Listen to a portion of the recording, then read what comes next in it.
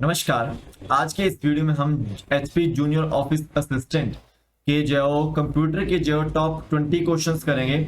और हम यहाँ पे आज यहाँ पे थोड़ा सा देखिएगा कि जितनी भी जनरेशन आई थी उनसे रिलेटेड यहाँ पे जो टॉप 20 क्वेश्चंस करेंगे। ठीक है, तो मैंने आपको पहले ही बताया था कि जो आपका जूनियर ऑफिस असिस्टेंट का पेपर है वो 6 आपका नवंबर को होगा और उसमें जो बेसिक जो क्वेश्चन आपको देखने को मिल सकते हैं। क्योंकि मैंने आपको जब पहले एक जूनियर ऑफिस असिस्टेंट का जो पेपर करवाया था अभी कुछ दिनों पहले, तो उसमें आपको देखने को मिल रहा था कि कुछ बेसिक्स, बहुत सारे बेसिक्स के जो क्वेश्चन जो देखने को मिल रहे हैं। तो आज हम बेसिक क्वेश्चन करेंगे, 20 बेसिक क्वेश्चन करेंगे यहाँ पे।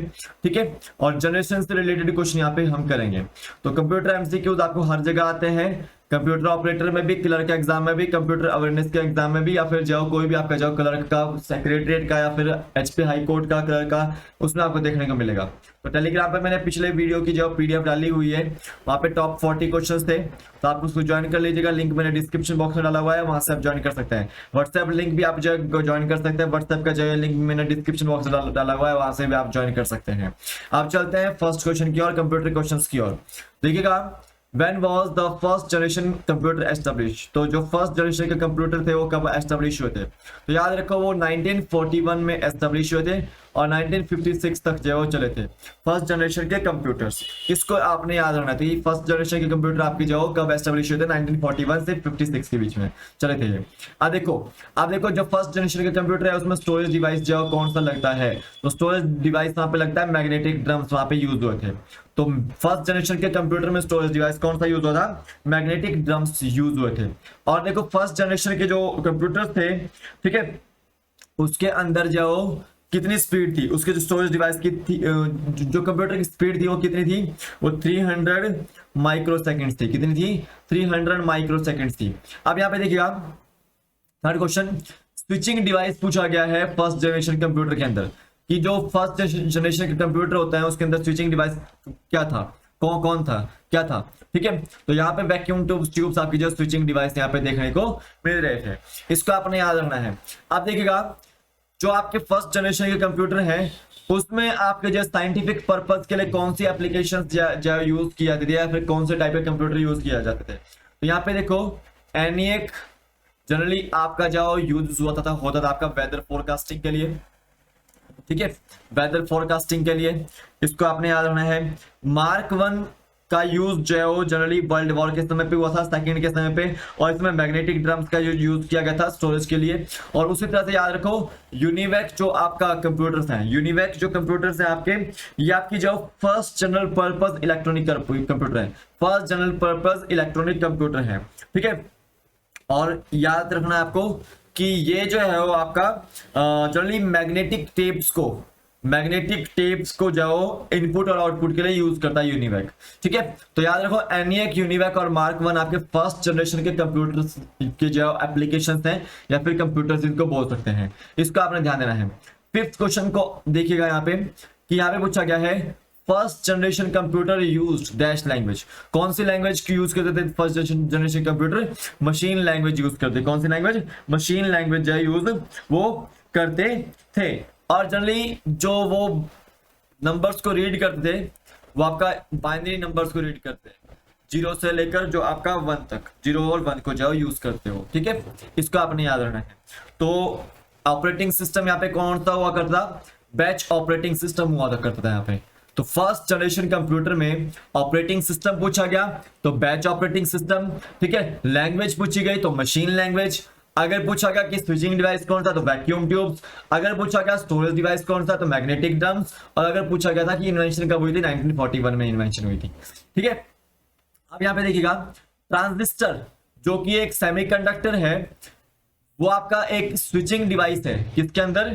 कौन से कंप्यूटर के अंदर? कौन से जनरेशन के कंप्यूटर के अंदर? सेकंड जनरेशन के कंप्यूटर्स के अंदर जो आपका स्विचिंग डिवाइस है ट्रांजिस्टर, और it is a semiconductor. Question पिछली बार आया था एचपी पटवारी में कि ट्रांजिस्टर क्या है, तो ट्रांजिस्टर इज अ सेमीकंडक्टर। क्या है वो? सेमीकंडक्टर है। आप देखिएगा यहाँ पे सेकंड जनरेशन में वो यूज हुआ था। किसमें होता है? सेकंड जनरेशन में यूज हुआ था। अब देखिएगा कि सेकंड जनरेशन के कंप्यूटर में स्टोरेज डिवाइस जो है कौन सा यूज हुआ था, तो याद रखना है वहां पे मैग्नेटिक कोर टेक्नोलॉजी यूज हुई थी। कौन सी? मैग्नेटिक कोर टेक्नोलॉजी वहां पे जो यूज हुई थी। तो ये आपके जो स्टोरेज डिवाइस था सेकंड जनरेशन के कंप्यूटर्स का।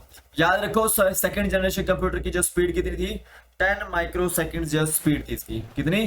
10 माइक्रो सेकंड्स की जो स्पीड थी इसकी। और ये याद रखो कि फर्स्ट जनरेशन कंप्यूटर से थोड़ा सा एडवांस से कंप्यूटर आपको देखने को मिल रहा था। अब यहाँ पे देखिएगा, Which of the following operating system and language used in second generation computer? तो देखो ऑपरेटिंग सिस्टम कौन सा यूज होता था सेकंड जनरेशन के कंप्यूटर में, और लैंग्वेज कौन सी यूज होती थी, ये पूछा गया है सेकंड जनरेशन में। तो याद रखो कि जो ऑपरेटिंग सिस्टम यूज होता था वो आपका time sharing operating system use हुआ करता था, और मल्टीटास्किंग ऑपरेटिंग सिस्टम यूज हुआ करता था, ठीक है। और लैंग्वेजेस पूछी गई तो असेंबली लैंग्वेज और आपका हाई लेवल लैंग्वेज यूज हुआ करती थी सेकंड जनरेशन के कंप्यूटर्स में। इसको आपने याद रखना है, ठीक है, इसको आपने याद रखना है। आप देखो स्पीड आपको पता होनी चाहिए सेकंड जनरेशन का कंप्यूटर कितनी है, वो 10 माइक्रो सेकंड है। कितनी है?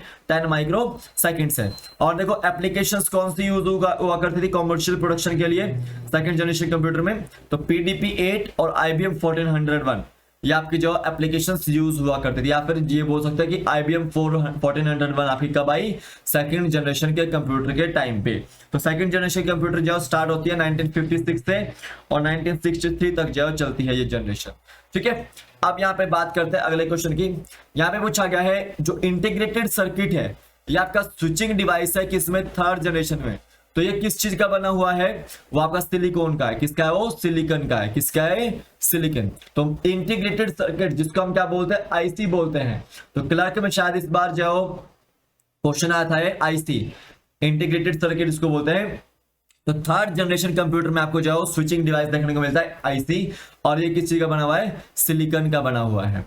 आप देखिएगा मैग्नेटिक कोर अब प्राइमरी स्टोरेज मीडियम, जो मैग्नेटिक कोर है जो कि प्राइमरी स्टोरेज मीडियम है किस टाइप की जनरेशन में, कंप्यूटर में, कंप्यूटर की जनरेशन में। तो याद रखना है वो थर्ड जनरेशन में।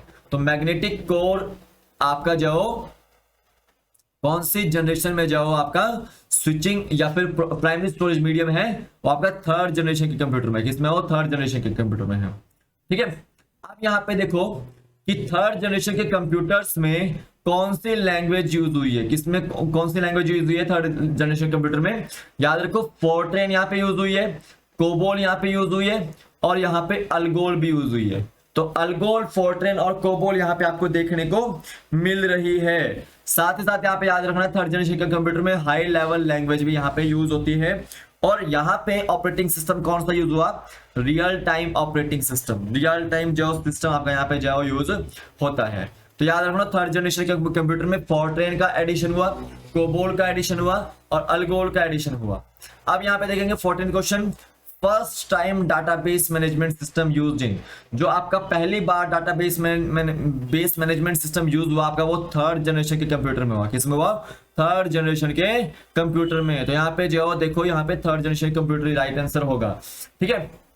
आप देखो जो आपकी NCR 395 जिसको हम क्या बोलते हैं, नेशनल कंप्यूटर रजिस्टर बोलते हैं, और B6500, ठीक है, ठीक है, बिग 6500 ये एप्लीकेशन से आगे किसके, थर्ड जनरेशन कंप्यूटर की एप्लीकेशन हुई थी, ठीक है। यानी कि ये जो एप्लीकेशन थी वो थर्ड जनरेशन के समय पे जाओ आपकी आई थी। और थर्ड जनरेशन कब आया था आपका, देखो 1964 में आपका ये आया था और 1971 तक ये चली थी आपकी थर्ड जनरेशन कंप्यूटर। अब यहाँ पे देखिएगा pascal, COBOL, Fortran and graphical user interface, ये आपका ऑपरेटिंग सिस्टम है कौन सी जनरेशन का, तो ये फोर्थ जनरेशन का जो ऑपरेटिंग सिस्टम है या फिर बोल सकते हैं आप लैंग्वेज है, ठीक है। तो देखो time sharing, graphical user interface, pascal, ADA, COBOL 74, Fortran 4, आपका जो ये सब जो आपके फोर्थ जनरेशन के जो ऑपरेटिंग सिस्टम है या फिर जो लैंग्वेजेस हैं, ये आपको याद रखना है, ठीक है। अब देखो large scale integrated circuit micro processor, जिसको हम क्या बोलते हैं, LSICM, ठीक है, LSIC या बोल सकते हैं LSIC बोल सकते हैं। तो ये जो large scale integrated circuit micro processor है वो फोर्थ जनरेशन का जो कंप्यूटर के जो माइक्रो प्रोसेसर है, इसको आपने याद रखना है। अब यहाँ पे देखिएगा artificial intelligence is generally seen in fifth generation computer and microprocessor used is, जो आपका फिफ्थ जनरेशन का कंप्यूटर है उसमें आपको आर्टिफिशियल इंटेलिजेंस देखने को मिल रही है, यानी कि रोबोटिक्स आपको देखने को मिल रहा है। तो सिंपल सी बात है, यहाँ पे माइक्रो प्रोसेसर कौन सा यूज होता है, सुपर लार्ज स्केल जो इंटीग्रेटेड चिप्स यहाँ पे जो है यूज होती हैं, यानी कि ये इनके जो है स्विचिंग डिवाइस है। क्या ये स्विचिंग डिवाइस है, इसको आपने याद रखना है, ठीक है, इसको आपने याद रखना है। अब यहाँ पे देखिएगा optical disc are the storage device of, जो ऑप्टिकल डिस्क है वो किसका जो स्टोरेज डिवाइस है, वो फिफ्थ जनरेशन के कंप्यूटर्स का जो स्टोरेज जो डिवाइस है, इसको आपने याद रखना है। अब ये देखिएगा semiconductor memory and Winchester disk are the storage device of fourth generation computer. Fourth generation computer के जो आपके स्टोरेज डिवाइस कौन से हैं, सेमीकंडक्टर मेमोरी और विंचेस्टर डिस्क आपके जो फोर्थ जनरेशन कंप्यूटर के जो स्टोरेज डिवाइस है, ठीक है। तो फोर्थ जनरेशन के कंप्यूटर आते हैं आपके 1971 में, ठीक है, और फिफ्थ जनरेशन के कंप्यूटर आते हैं आपके अभी प्रेजेंट में, ठीक है, आपको देखने को मिल रहा है फिफ्थ जनरेशन के कंप्यूटर, ठीक है। वैसे तो सिक्स सेवंथ एट्थ भी आ गई है, लेकिन आपको याद रखना है फिफ्थ जनरेशन के कंप्यूटर आपको प्रेजेंट में आपको देखने को मिल रहे हैं।